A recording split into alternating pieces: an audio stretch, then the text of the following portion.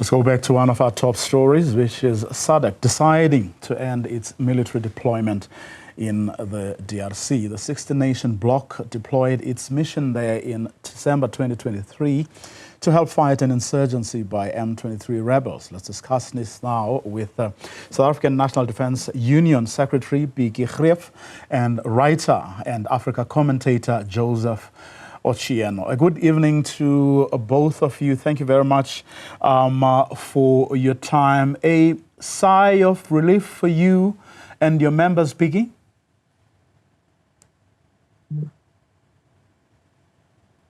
Is that for me? Yes. Pikkie. Yeah, it's very, very bad, the sound. Okay, let's see if we can try and fix Pikkie's sound. But if I may come to you, Joseph, for now, the Eastern DRC plays such a central role in the economy of that country, and an organization like the M23, which has captured significant parts of the Eastern DRC, is not about to let go of the gains they have made. I don't think there's any doubt about that. No, they're not going to let it go. I think, in a way, it is important to note that the withdrawal is, by SADC formally and possibly in a nice way. Is it a humiliation? Is it a defeat? But the fact that actually the leaders are saying that there is peace talks due in Angola, it could be argued that SADC leaders are asking for peace, and it could easily be a precondition by the M23 and their supporters that SADC members clearly withdraw. But whatever the case, of course, they've captured territory and a huge swath of territory. They seem to be having the upper hand. So it will be argued that whatever they've captured, they're not going to let go. They're going to use it as bargaining chip conversations in Luanda. And for good measure, throw a little bit of history there. Rwanda has interest, and so do a whole lot of other people, including some South Africans, it must be said. So a lot of people, in the West. What do you think, or where do you think, beyond the withdrawal of the SADC force, this battle or war, shall we call it, is going to be won or lost? I think it's interesting. The lines are not particularly good, I must say. But if, as I understand it, what is going to be happening going forward, quite clearly, there is some new developments. And that is the fact that in recent days and weeks, it has been suggested that Kinshasa has upscaled its conversations with the US, and part of this are some of the deals around the mineral resources in there. I was wondering whether or not this may be some of the reasons that might have made SADC leaders believe that if Kinshasa has deals with America, they could as well possibly let go and withdraw. There are bits and pieces of this which have come to me personally as a surprise. But whatever the case, I think it's not going to be the end of this. In the extreme unlikely event, and hopefully it is the event that happens, that there is a clear deal which embraces M23 so that they once again reintegrated into the Congolese political establishment, both the army and the political establishment. You could say then, well, there'll be a new peaceful Eastern Congo that is able to be integrated with Kinshasa, and that Uganda is calm and quiet, and that Rwanda is calm and quiet, and that Burundi have no fundamental grounds to argue otherwise. And in a way, then we'll say that, well, we are going through a peaceful and a democratic Congo. For the moment, I'm not quite sure whether the mathematics and the arithmetics work. In any case, Rwandese troops are still substantially deep in there and in big numbers. And so are Ugandan troops, albeit, they argue, with the support of the Congolese authorities. Pikkie, I'm hoping that the line is better now. Did the decision by SADC heads of state today make you breathe a sigh of relief? Certainly, a sigh of relief, but cautionary relief, at least. Why so? Well, it's a very sensitive phase. Once a decision is made about withdrawal, it still comes to the execution part, right? And, during the execution part of such a withdrawal, anything can go wrong. One never knows when people or parties change their stance. You're very vulnerable during a withdrawal process. So hopefully, whatever negotiations are taking place or agreements have been reached with regards to the withdrawal, the practical measures itself, we hope that would be safe and secure. Well, the president a couple of hours ago said while it remains a precarious situation, he reckons peace is holding. Do you believe him? I think so. At this stage, everything indicates in that direction. And I mean, if the outcome of this entire deployment is that at least the parties are speaking to one another now, as we understand it through the news reports, then I think probably it can be argued that the objective has been achieved to a certain extent, and that the deployment is not necessary anymore. Now, Joseph, I mean, in the middle of all this chaos, as I was saying earlier, there are Western and African powers who are making money, loads of money, in the DRC, and often in situation like these, we've seen this movie playing itself over and over again. Some of them move in with big guns and artillery and a lot of money, and determined to stay and make more money. They then move in, hiring people who then go in there to protect their interests. No, this is true. I mean, if your remark relates to, that places the withdrawal. Sorry, that was for Joseph. Sorry, Pikkie. Yeah, as I said, sadly, the lines are a bit confusing. No, quite understandably and very sadly so, that it is a part of the African continent that continues to be broken and shared for peace, but peace of sweets, really. And so, like my colleague has just suggested there, that in the very unlikely event that there is a settlement and there's a quiet and there's a new beginning for Congo, we hope that sovereignty will apply. We hope that Kinshasa will take full control. And we hope that neighbors will then respect DR Congo. And we hope that Kinshasa will ensure that all the citizens of Congo, regardless of their political affiliation or in fact identity, share in the spoil of their country, so that they're able to see people who come in as investors who bring in much more technology for them to exploit, utilize, and use their natural, huge natural resources for the benefit of Congolese, rather than basically either mercenaries on the other hand, people who basically come to pick and plunder and loot Congo, which is something which is extremely unfortunate. I think whatever happens, I think Congo has substantially suffered, and the region has substantially suffered.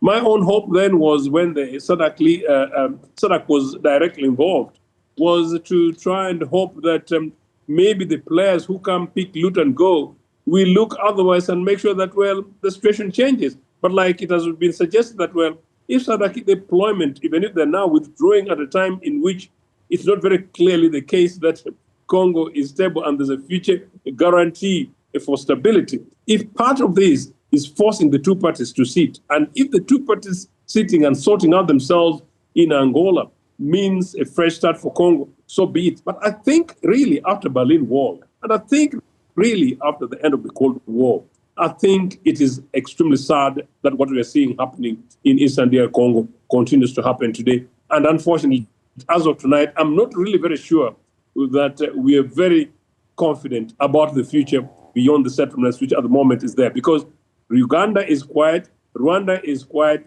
and then, of course, the forces from outside the continent are quiet. Whatever the arithmetics, it is not yet out. And when it's out, please invite me so that we have that conversation once again. Would, Pikkie, what Joseph just said, make you, or is it what is partly at least making you feel a bit uncertain, worried perhaps, and skeptical even? I wouldn't say skeptical. I think let's just start off and be fair, you know, where fair is due. It's a sensible decision to withdraw, in our view, given the circumstances that our troops find themselves in and the situation as my colleague described it. It certainly is not stable yet, even though there's no active fighting at this moment going on that we know of, but it certainly isn't stable. So what we're referring to is, let's hope it stays the way it is now, enough for the withdrawal to take place, and hopefully for those parties to sit down and actually come to some kind of agreement. Now, the fact that Joseph, President Felix Tshisekedi has been quiet so far, and earlier we know that he has refused to engage in dialogue with the M23, and Rwandan President Paul Kagame has actually condemned him repeatedly for that, saying these are Congolese. Why isn't he refusing to speak to them? What do you think the politics of the two gentlemen in particular are going, or how are they, or do you think they are going to influence this process going forward? I think you're quite right that as of tonight, it might appear that the climb down is more from Kinshasa's side, who did not have the capacity themselves to defend themselves, and they had to depend predominantly on SADC and other forces. And the fact that on the other, Kagame, has had forces in DR Congo, and nobody has had the capacity to check them, and they looked like they're willing to move beyond the boundaries of where they are at the moment, the material time. I think, in any case, anyway, it is absolutely in the interest of the Congolese authorities and peoples. And in this case, if Tshisekedi represents the views of the majority of the Congolese, and indeed the interests of 100% of the Congolese people, then any peaceful settlement, regardless of whether or not it's a climb down, would be a welcome. My only concern is that if there is a settlement which is a concrete and complete, and one in which it guarantees long-term stability of Congo and Congolese sovereignty recognized and respected, so be it. What is not clear, of course, as you said, President Kagame is rather quiet at this material time. We don't know what part of the deal may be. Of course, he has argued for security guaranteed along the borders of Rwanda, accusing a number of Rwandese refugees in Congo as being a threat to the territorial integrity of Rwanda. I think the guys who should be concerned tonight are Rwandese refugees in Congo, many of whom I have actually suggested they are as much victims in Congo as being Rwandese refugees as possibly people of ethnic Tutsi origin in Congo, some of whom may be innocent, but innocently associated with Rwanda in this situation. I hope that common sense is going to prevail between both in Kigali and in Kinshasa, and indeed absolutely in Kampala. And that common sense, when it prevails, that leaders, and I think President Cyril Ramaphosa must continue to make sure that he's got his face and eyes down there, because I think he's the big guys on the continent, not about sending troops to die, but basically providing for political leadership and guarantee and guarantor that whatever happens out of this is a settlement, and a settlement that gives a guarantee for the lives and livelihoods of the people of Congo and their territorial integrity. Let's take some views of people who are watching this program right now. Good evening. I agree with SADC. Let the deployment end. Whatever the interests of the African leaders were on that peacekeeping mission cannot be obtained through our brothers and sisters' blood, says Tapelo. Siko Chainga says the conflict in the DRC, particularly with the M23 rebel group, has indeed been a significant burden on the region. The humanitarian toll, economic costs, and loss of lives have been substantial. M23 received backing from various sources, including external countries. This external support has contributed to the military strength and resilience. Max in Johannesburg says, if troops will be withdrawn from Congo, What will happen to the budget allocated to the DRC peacekeeping as per the finance minister's budget speech yesterday?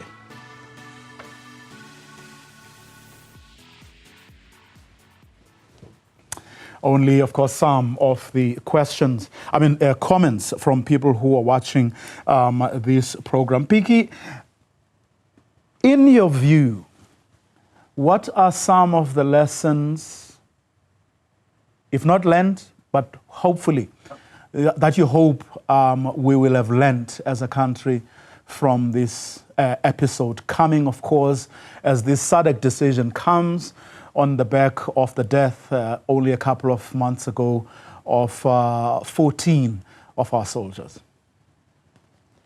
I think if we can, point to one thing that has been a positive on this entire tragedy, it is that the Defence Force, more than ever before, is now in the spotlight of the public. It's on their lips. They talk about the Defence Force. They talk about the Defence Force budget. They talk about the Defence Force digressing in terms of its capabilities and its maintenance. And hopefully this will be the point where we as a nation decide and insist that our Defence Force gets repaired, that it gets properly financed. And I think also, just to refer to the 5 billion rand that viewer referred to, remember, to withdraw such a big force from a country also costs money. So a lot of that money is going to go to that withdrawal. Still. And for the region, Joseph, assuming for a second that they've had to take this decision against the wishes of some. My information is that South Africa weighed in heavily precisely because of some of the issues that Pikkie was referring to, because at the end of the day, they are the ones who are putting more resources compared to the other people, and this in the middle of other countries withdrawing or not being part of that mission at all. Including some of the comments from the viewers, I am an African nationalist in a progressive way. I am an anti-apartheid activist from the time I was in primary school. I am somebody who completely believes in the emancipation of African peoples, both as a continent and as an identity, as a grouping. I am one of those people who've been substantially critical about the exploitation of the resources of the African continent, and also the unnecessary depth of our peoples. As a continent today, one of the reasons why I continue to focus on South Africa, amongst others, is that, well, if South African citizens want to be seen and to be known as the leaders on the African continent, they need to provide the leadership. But of course, yes, these things about the debts and resources by one country versus another, they're always sensitive, and they're always emotive issues that we have discussed around. Look, as a continent, all we need to do is to make sure that we have democratically elected leaders. As a continent, we need to make sure that we avoid wars. As a continent, we need to make sure that we expose dictators. As a continent, we need to make sure that we expose people who loot our national resources, including when they're in government, in spending those resources in areas that would mitigate conflict. In a country like DR Congo, whether it's Chickased or otherwise, part of the issue is we should be supporting Congo just as we supported South Africa, lest people forget. We should be supporting Congo as we supported Angola. We should be supporting Congo as we supported Namibia. So, look, some of these things do not pick and choose. The issue is, what are the underlying causes of this conflict? I have been very open about these things, that, look, some of the players, as you rightly say, some of them are guys who are coming from outside the continent to exploit our natural resources down there. We should expose them and mitigate. Some of the people in the region have been very critical about President Kagame, President Museveni, people whom people conveniently don't want to talk about, their net contributors to this conflict. But also at the same time, if President Tshisekedi is an elected leader of Congo, he needs to make sure that he's able to embrace all the Congolese people and address the underlying issues. And so for that reason, I am happy and I hope that the peace talks in Luanda succeeds. But while we're having peace talks in Luanda, we should also be able to make sure that we have a commitment so that Rwandan president also talks to people who oppose the Rwandan government, whether they're in or outside Rwanda. Ugandan government the same, Congolese government the same, South Sudanese government the same. We should not pick and choose. And when we do hypocrisy as a continent, as a people, we shall be going round and round and round. And in the next 50 years, we shall be asking ourselves, are we really truly liberated or free or not? Okay. Joseph, Pikkie, let me thank you very much for your time. Really appreciate it.